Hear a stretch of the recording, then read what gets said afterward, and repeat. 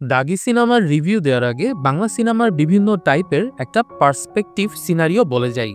আমার অবজারভেশনে স্বাধীনতা উত্তর বাংলা সিনেমার মূলত দুইটি ধারা ছিল। একটি বাণিজ্যিক ধারা, আরেকটি ছিল আর্ট ফিল্ম, যেমন পদ্মা নদীর মাঝি, তিতাস একটি নদীর নাম ইত্যাদি ধরনের সিনেমা। আর্ট ফিল্মের দর্শক সীমাবদ্ধ ছিল। একটা নির্দিষ্ট শ্রেণীর সাহিত্য বোদ্ধা বা এলিট শ্রেণীর কয়েকজন দর্শক ছাড়া আর কেউ আর্ট ফিল্ম তেমন একটা দেখতে যেত না। এই ধারার সিনেমাগুলো শিল্পকর্মের দিক থেকে অনেক উন্নত হলেও ব্যবসা সফল হতো কিনা সেটা নিয়ে বিতর্ক থেকেই যায়। সেখান থেকে শুরু হলো নাটকপাড়া ধারার সিনেমাগুলোর, যেগুলো একই সাথে শিল্পের দিক থেকেও ছিল মার্জিত, আবার ব্যবসার দিক থেকেও ছিল সফল।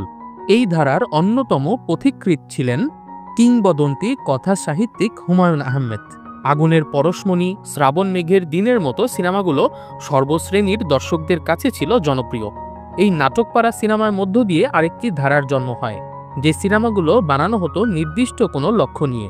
এই ধারার সিনেমাগুলো বিভিন্ন দেশের চলচ্চিত্র পুরস্কার লাভ করত, কিন্তু দেশে ম্যাস লেভেলে সিনেমা হলে মুক্তি না দিয়ে করা হতো বিভিন্ন অডিটোরিয়ামে প্রদর্শনী, যেমন তারেক মাসুদের রানওয়ে। এই নাটকপাড়া ধরনের সিনেমাগুলোর বেশিরভাগ কলাকৌশলী হিসাবে সিলেক্ট করা হতো টিভি মিডিয়া থেকে আসা অভিনেতা অভিনেত্রীদের, আর কাহিনীর ব্যাপারে কোনো আপোষ চলত না। মূলত কাহিনীর উপর ভর করে চলত এই সিনেমাগুলো। তবে এই সিনেমাগুলোকে কখনোই এফডিসির বাণিজ্যিক সিনেমাগুলো মূলধারার সিনেমা বলতে চাইতো না। তাদের কাছে মূলধারার বাণিজ্যিক সিনেমা হলো যেখানে অনেক নাচ গান থাকবে, ধুমধুমার অ্যাকশন থাকবে, যেগুলো টেকনাফ থেকে তেঁতুলিয়া সব লোকাল হলে মুক্তি দেওয়া যাবে। এই দুই ধারার বিভেদ দিনে দিনে প্রকট হয়ে উঠেছে। এফডিসি ঘরানার নির্মাতারা স্টোরি নির্ভর সিনেমাগুলোর নাম দিয়েছিল নাটক। পরবর্তীতে টিভি মিডিয়াতে কাজ করা কোনো পরিচালক ফিল্ম বানালেই তাকে বলা হতো টেলিফিল্ম। আবার টিভি মিডিয়ার কোনো অভিনেতা সিনেমাতে কাজ করলে সেটাকে নাটক বলে তাচ্ছিল্য করার একটা ট্রেন্ড লক্ষ্য করা যায়। বর্তমানে সিনেমাতে নতুন আরেকটি ধারা এসেছে, যাকে বলা হচ্ছে ওটিটি কন্টেন্ট। মানে যেই সিনেমাগুলোতে নাচ গান ফাইটিং সবই আছে, সেই সাথে আছে দুর্দান্ত স্টোরি। শুধুমাত্র হেডলাইনার একজন নাট্য অভিনেতা বলে বাণিজ্যিক শ্রেণীর লোকেরা তাকে ওটিটি কন্টেন্ট বলে তাচ্ছিল্য করে থাকে। তাদের মতে এই সিনেমাগুলো শুধুমাত্র বিভিন্ন ওটিটি প্ল্যাটফর্ম যেমন চরকি, হইচই, বঙ্গ এসব জায়গাতে মুক্তি দেওয়া উচিত। 2 বছর আগে যখন বড় পর্দায় সুড়ঙ্গ রিলিজ পেল, তখন মূলধারার বাণিজ্যিক সিনেমা বনাম ওটিটি কন্টেন্ট টাইপের সিনেমা, এই দুই ধারার দর্শকদের মাঝে বড়সড় একটা গন্ডগোল লেগে গেল। এর মূল কারণ ছিল আমার মতে একই বছরে শাকিব খানের প্রিয়তমা সিনেমার রিলিজ পাওয়া। স্বভাবতই ফ্যান্ডমের দিক থেকে শাকিব খান নিরঙ্কুশভাবে এগিয়ে থাকবেন সবসময়। প্রিয়তমা সুড়ঙ্গ থেকেও বেশি ব্যবসা সফল হলেও সুড়ঙ্গকে কিন্তু এভারেজ সিনেমা বলা যাবে না। সুড়ঙ্গ সিনেমার গ্রস কালেকশনও ছিল বেশ ভালো, এবং এখনও অনেকের মনে দাগ কেটে আছে সুড়ঙ্গ সিনেমার সেই গল্প। এবারও আফরান নিশো আর তমা মির্জাকে হেডলাইন করে মুক্তি পেল স্টোরি নির্ভর সিনেমা দাগি। আগের থেকেই আমার ধারণা ছিল দাগি সিনেমাটাকে নাটক বা ওটিটি কন্টেন্ট টাইপের সিনেমা বলে দাগ দেওয়ার একটা প্রবণতা থাকবে, আর বাস্তবেও হলেও তাই। কিন্তু সত্যি বলতে যারা হলে গিয়ে সিনেমাটা দেখেছেন তারা সবাই এক বাক্যে স্বীকার করে নিয়েছেন দাগি সিনেমাটা আসলেও লার্জ স্কেলে বড় পর্দায় মুক্তি পাবার মতো একটা সিনেমা। এটা যে শুধু আমাদের দেশের জন্য তাই না, আপনি পৃথিবীর যে কোনো দেশে এই সিনেমাটা অনুবাদ করে দেখান, আমি গ্যারান্টি দিয়ে বলতে পারি দাগি সিনেমা সবখানে প্রশংসিত হবে। তো চলুন শুরুতেই দাগি সিনেমার স্টোরি লেনে একটু ঘুরে আসা যাক। এখানে স্পয়লার অ্যালার্ট দিয়ে নিচ্ছি, ভিডিওর পরবর্তী অংশে দাগি সিনেমার কোনো ভিডিও লিক করা হবে না। শুধুমাত্র ট্রেইলারে যা দেখানো হয়েছে ততটুকু দিয়েই স্টোরি লাইন সম্পর্কে আপনাদেরকে ধারণা দেওয়া হবে। তাই যারা সিনেমার স্টোরি জানতে আগ্রহী নন তারা পরবর্তী পার্টটুকু স্কিপ করে যেতে পারেন। দাগি সিনেমার প্রোটাগনিস্ট হিসাবে অভিনয় করেছেন আফরান নিশো, যার চরিত্রের নাম ছিল নিশান। নিশান শব্দটির বাংলা অর্থ হচ্ছে চিহ্ন বা দাগ। দাগ থেকে দাগি, দাগ থেকে চিহ্ন বা নিশান। খুব ভালো একটা মেটাফোর ছিল নায়কের নামটা। নিশান চরিত্রটাকে বুঝতে হলে চলে যেতে হবে সেই গল্পের টাইমলাইনে। 2008 সাল, সবে মাত্র সোশ্যাল মিডিয়াগুলো বাংলাদেশে আসা শুরু করেছে। 2 বছর হলো তত্ত্বাবধায়ক সরকার দেশের শাসনভার হাতে নিয়েছে। এরকম একটা পলিটিক্যাল টার্ময়েলের মধ্যে মফস্বলের এক তরুণ প্রেমে পড়ে যায় তার সহপাঠী তমা মির্জার, যে চরিত্রটির নাম ছিল জেরিন। প্রচণ্ড সুন্দরী সেই মেয়ে। তার বাবা একজন ইঞ্জিনিয়ার এবং উচ্চবিত্ত হওয়ায় বিয়ের প্রস্তাব ক্রমাগতই আসতে থাকে। দেশে চাকরির বাজারও তেমন ভালো ছিল না তখন, আর নিশানও অত ব্রিলিয়ান্ট কোনো ছাত্র ছিল না। তাই দ্রুত বড়লোক হয়ে নিজের প্রেমিকা জেরিনকে বিয়ে করার জন্য নিশান বেছে নেয় স্মাগলিংয়ের পথ। নিশান বাংলাদেশ থেকে ভারতে বিভিন্ন জিনিস চোরাচালান করত। ভারতে তার বস ছিল রঞ্জিত নামের এক লোক। স্মাগলিং করার জন্য মাঝে মাঝেই সে ভারতে সপ্তাহখানিকের জন্য গা ঢাকা দিত। সে সময়ে জেরিন নিশানকে খুঁজে পেত না। তবে যখনই নিশান ফিরে আসতো তখন জেরিনের সাথে অনেক ভালো সময় কাটাতো। এভাবেই সবকিছু চলছিল। কিন্তু হঠাৎ করে সোহাগ নামের একটি ছেলের সাথে জেরিনের বাসায় বিয়ে ঠিক হয়ে যায়। জেরিন নিশানকে এটা জানায়। নিশানও সিদ্ধান্ত নেয় জেরিনের বিয়ে হবার আগেই সে তার বাবার কাছে যাবে। নিশান ভেবেছিল বিয়ের আগে আরেকবার চোরাচালান করে মোটা অঙ্কের একটা দাও মারবে সে, কিন্তু সেইবার ভারতে গিয়ে একটা ঝামেলায় পড়ে যায় সে। সীমান্তে বর্ডার গার্ডের হামলার শিকার হয় তার দল। ফলে নিশানের দেশে ফিরতে দেরি হয়। জেরিন নিশানকে বিয়ের আগে আসতে না দেখে ধরে নেয় নিশান আসলে তার সঙ্গে টাইম পাস করেছে, সত্যিকারের ভালোবাসেনি। আর অন্যদিকে সোহাগের আচার আচরণেও তাকে ভালো লেগে যায় জেরিনের। ফলে বিয়েতে জেরিন আর আপত্তি করে না। নিশান দেশে ফিরে তার বন্ধুর কাছে জানতে পারে জেরিনের বিয়ে হয়ে গেছে। ফলে সে পাগলের মতো ছুটে যায় জেরিনের বাসায়। সেখানে সোহাগের সঙ্গে জেরিনের দেখা হয়। নিশান অনেকবার কাকুতি মিনতি করলে জেরিনের সাথে 5 মিনিট একা কথা বলার অনুমতি দেয় সোহাগ। কিন্তু নিশান একা কথা বলার সময় জেরিনকে ইমোশনালি ব্ল্যাকমেইল করে সোহাগকে ছেড়ে তার কাছে চলে আসার জন্য চাপ দিতে থাকে। জেরিন তাতে রাজি না হওয়ায় এক পর্যায়ে জোরপূর্বক জেরিনের সঙ্গে শারীরিক সম্পর্ক করে নিশান। সোহাগ যখন বুঝতে পারে তার স্ত্রীকে ধর্ষণ করা হয়েছে তখন সে নিশানকে মারতে থাকে।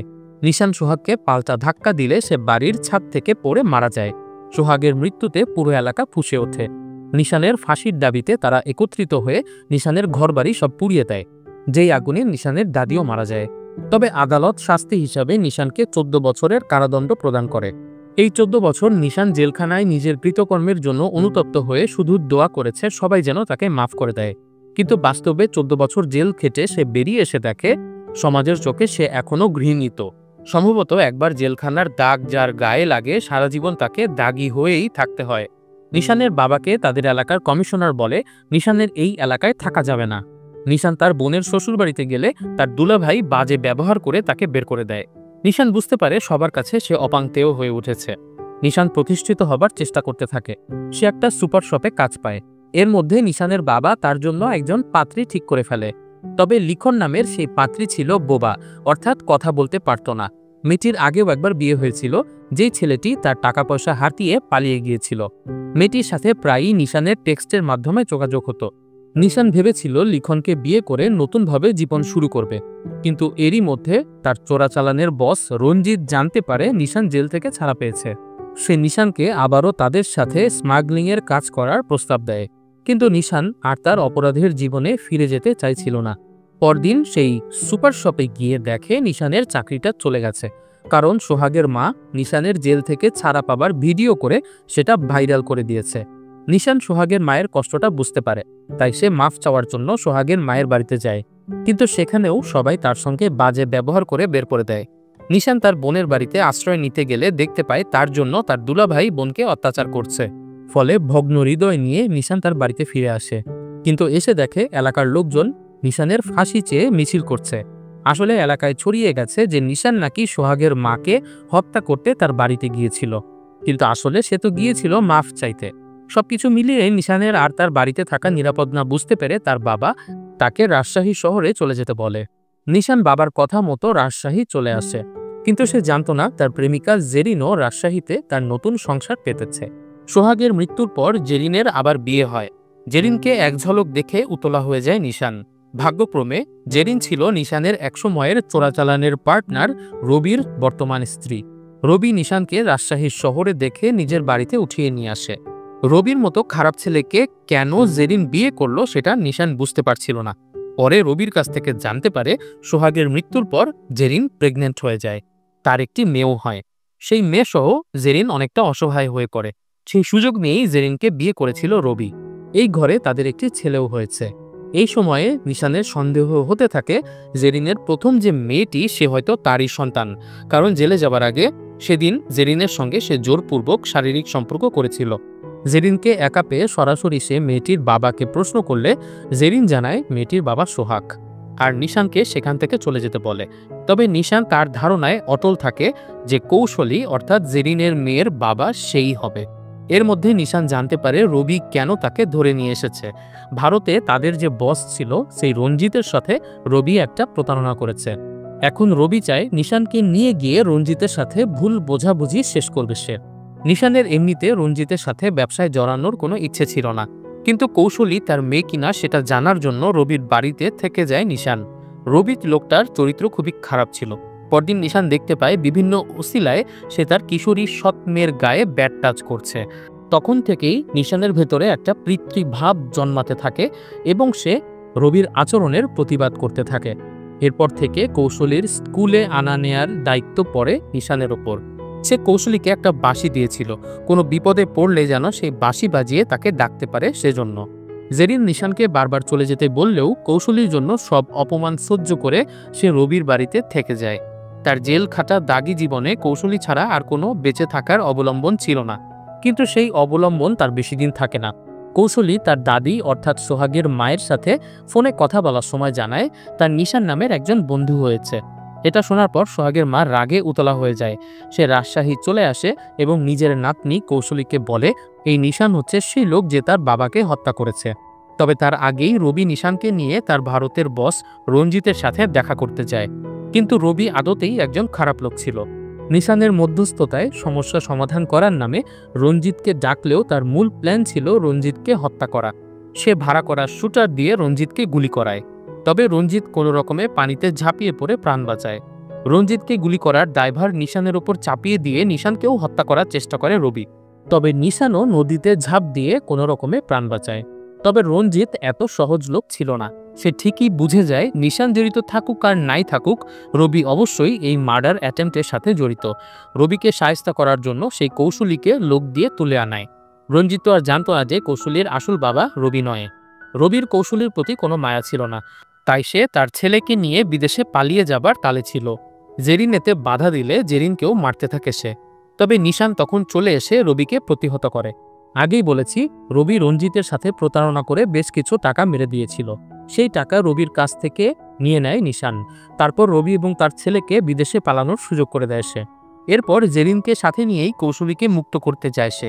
আগের কথা মতো রেল স্টেশনে টাকা নিয়ে আসলে রঞ্জিত ফোন দিয়ে জানায় টাকা পেলে সে কৌশলীকে ছেড়ে দেবে ঠিকই, কিন্তু রবির সাথে মিলে তাকে হত্যার ষড়যন্ত্র করায় নিশানকে মরতে হবে। নিশান তখন নিজের জীবনের বিনিময়ে হলেও তার মেয়ে কৌশলীকে বাঁচানোর জন্য রঞ্জিতের ঠিকানায় যেতে থাকে। এমন সময় জেরিন নিশানকে শোনায় সেই অপ্রীতিকর সত্যটা। জেরিনের সাথে সোহাগেরও শারীরিক সম্পর্ক হয়েছিল। আবার সোহাগ মারা যাবার দিন নিশানও জোর করে তার সঙ্গে মিলিত হয়েছিল। তাই যখন সে গর্ভবতী হয় তখন থেকেই তার মধ্যে একটা সন্দেহ ছিল যে তার গর্ভের সন্তানটির জনককে। কৌশলীর জন্মের পর সে গোপনে ডিএনএ টেস্ট করিয়েছিল এবং নিশ্চিত হয়েছিল যে কৌশলী আসলে সোহাগেরই মেয়ে, নিশানের মেয়ে নয়। নিশান এই কথাটা শুনে খুবই কষ্ট পায়। সে এতদিন ধরে ভেবেছিল কৌশলীর মাধ্যমে সে পৃথিবীতে তার শেষ চিহ্ন রেখে যাবে, কিন্তু এখন সে যখন জানতে পারে কৌশলী তার মেয়ে নয়, তখন যেন জীবনের শেষ সম্বলটা হারিয়ে ফেলল সে।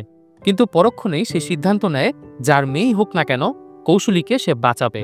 সে টাকা নিয়ে রঞ্জিতের আস্তানায় যায়।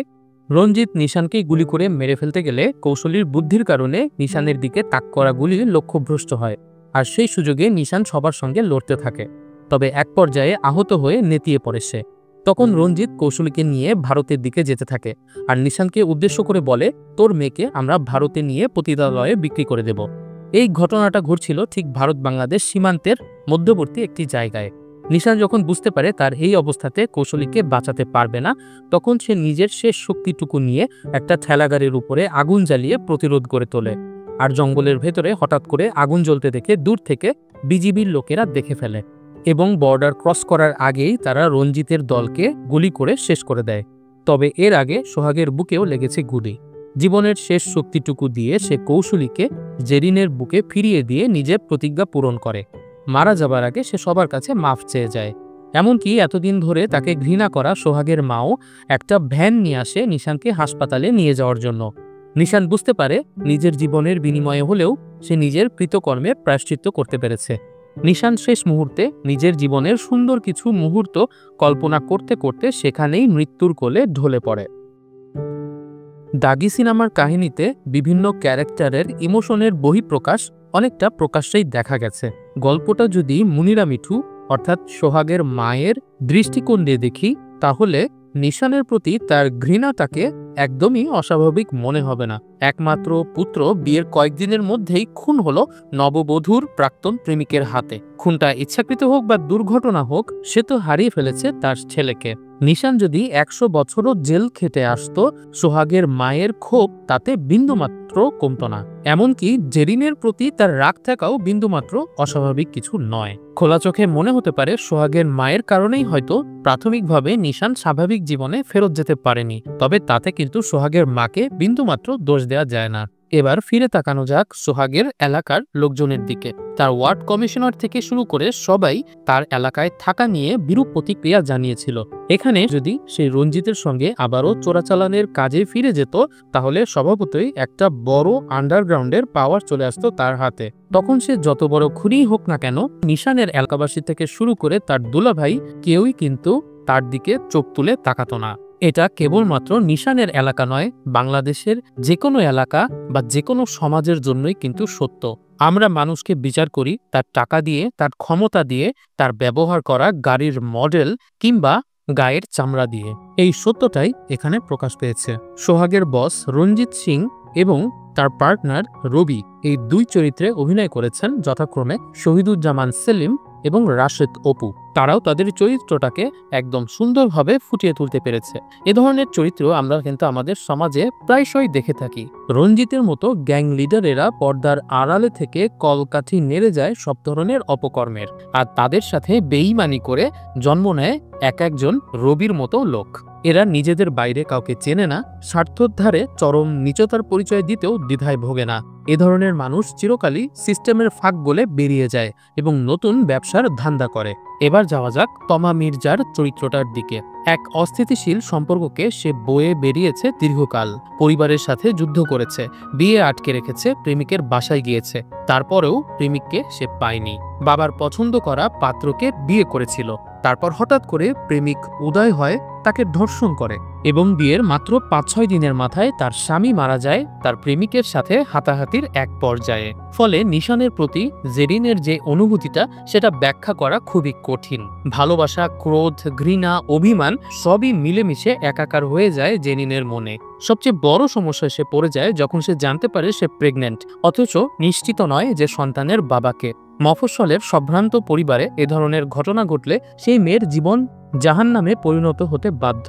সেই অবস্থায় পরিবারের সবাই চেষ্টা করতে থাকে কোনো রকমে একটা বিয়ে দিয়ে তাকে এলাকাছাড়া করা, আর সেই সুযোগই নেয় রুচিহীন লম্পট রবির মতো লোকেরা। এই সবগুলো চরিত্রর ইমোশনগুলো যেই জায়গাতে এসে এক হয়েছে, সেটা হলো আফরান নিশোর ক্যারেক্টারটা। গল্পের মূল ডিলেমা ছিল তার কন্যার পিতৃত্ব নিয়ে নিশানের দৃঢ় বিশ্বাস। সে ভেবেছিল কৌশলের বাবা সেই হবে, কিন্তু জেরিন যখন ডিএনএ রিপোর্টের কথা বলে, তখন সবকিছু যেন ভেঙে চুরে যায় নিশানের কাছে। সে পুরোটা সময় চেয়েছিল কৌশলীর মধ্য দিয়ে পৃথিবীতে তার একটা চিহ্ন রেখে যেতে, কিন্তু যখন সে জানতে পারে কৌশলীর আসল বাবা সোহাগ, তখন সে সিদ্ধান্ত নেয় কৌশলীকে বাঁচানোর জন্য নিজের আত্মবলিদানের মধ্য দিয়ে প্রায়শ্চিত্ত করবে সে। আর এই প্রায়শ্চিত্তের মাধ্যমেই কৌশলীর জীবনে একটা চিরস্থায়ী দাগ রেখে যায় নিশান। স্টোরি নির্ভর সিনেমাগুলোতে সাধারণত আইটেম গান থাকে না, তবে সেখানে আইটেম গানের জায়গা দখল করে নেয় আইটেম ক্যারেক্টার। ঠিক যেমন দাগি সিনেমাতে এসেছে সুনেরার লিখন নামের চরিত্রটি। মুখে কোনো সংলাপ না বলেও তার ক্যামিও চরিত্রটি ছিল দারুণ সাবলীল। নিশানের চরিত্রে আফরান নিশোর অভিনয় নিয়ে খুব বেশি কিছু বলবো না। দিন শেষে নিশান চরিত্রটি যেন হয়ে উঠেছে তার স্বতন্ত্র একটি চরিত্র। নিশান সিনেমাটা দেখার পর তার অন্য কোনো রোমান্টিক নাটক দেখলে হয়তো আপনার মনে পড়বে দাগি সিনেমাতে নিশানের কথা, আর এখানেই আফরান নিশোর সার্থকতা। তবে আফরান নিশোর চেয়ে বেশি প্রশংসা হয়তো পাবে তমা মির্জা। সাকিব খানের একটা সিনেমাতে সর্বপ্রথম তমা মির্জাকে দেখেছিলাম সোনারগাঁ হোটেলের কেক খেতে। ওই যে সিনেমা একটা সিন, এটাই সায়েন্স যেটা পরিণত হয়েছে ট্রলিং উপকরণে। সেই তমা মির্জা আস্তে আস্তে এতটাই পরিবর্তিত হয়েছে যেটা এক প্রকার অবিশ্বাস্য লাগে। সুরঙ্গ, দাগের পাশাপাশি সাম্প্রতিক সময়ে বিভিন্ন টেলিফিল্ম বা ওয়েব ফিল্মে তার অভিনয় সবারই নজর কেড়েছে। দাগি সিনেমার বেশ কিছু উল্লেখযোগ্য দিক ছিল যা তাকে একটা ওটিটি কন্টেন্ট কিংবা টেলিফিল্ম থেকে আলাদা করে একটা পূর্ণাঙ্গ সিনেমার রূপ দিয়েছে। এর ব্যাকগ্রাউন্ড মিউজিক, বিভিন্ন লং এবং wide angle shot, story line এবং ক্যারেক্টারের সাথে দর্শকের ইমোশনাল অ্যাটাচমেন্ট তৈরি হওয়া, এই সবই দাগিকে গড়ে তুলেছে একটি আদর্শ সিনেমা হিসাবে। অনেকেই বরবাদের সাথে দাগির তুলনা করতে চাইছেন, তবে মাথায় রাখতে হবে দুটো সম্পূর্ণ আলাদা প্রজাতির সিনেমা। কোনো নির্দিষ্ট প্যারামিটারে এই দুটো সিনেমাকে মাপা যাবে না। 2014 সালে শাহরুখ খানের হ্যাপি নিউ ইয়ার সিনেমাটি আয় করেছিল প্রায় 400 কোটি রুপি। ঠিক তার আগের বছর মোহনলালের দৃশ্যম সিনেমা আয় করেছিল মাত্র 70 কোটি রুপি। কিন্তু 10 বছর পরে আজকে যদি আপনাকে প্রশ্ন করি দুটি সিনেমার মধ্যে আসলে কোনটা ভালো বা খারাপ, আপনি কি সেই বক্স অফিস কালেকশনের হিসাব করে বলতে পারবেন হ্যাপি নিউ ইয়ার থেকে দৃশ্যম সিনেমাটি 5 গুণ খারাপ? কাজেই বরবাদ বা দাগি কোনটা সেরা এসব নিয়ে মন কষাকষি না করে আসুন আমরা উভয় সিনেমাকেই উপভোগ করি। সেই সাথে নাটক কিংবা ওটিটি কন্টেন্ট বলে শুধু ভুল বোঝাবুঝি তৈরি না করে কন্টেন্টের কদর করার দিকে মনোযোগী হই, তাহলেই আমাদের বাংলাদেশের সিনেমা ইন্ডাস্ট্রি এগিয়ে যাবে। তো প্রিয় দর্শক, স্বল্প পরিসরে চেষ্টা করলাম দাগি সিনেমাটির একটি রিভিউ দেওয়ার। রিভিউটি কেমন লাগলো কমেন্ট করে জানাবেন। ভিডিওটি ভালো লাগলে লাইক করুন এবং এরকম আরও ভিডিও দেখতে চাইলে আমাদের চ্যানেলটি সাবস্ক্রাইব করে দিন। সবাই অনেক ভালো থাকবেন, সুস্থ থাকবেন, এই কামনায় বিদায়।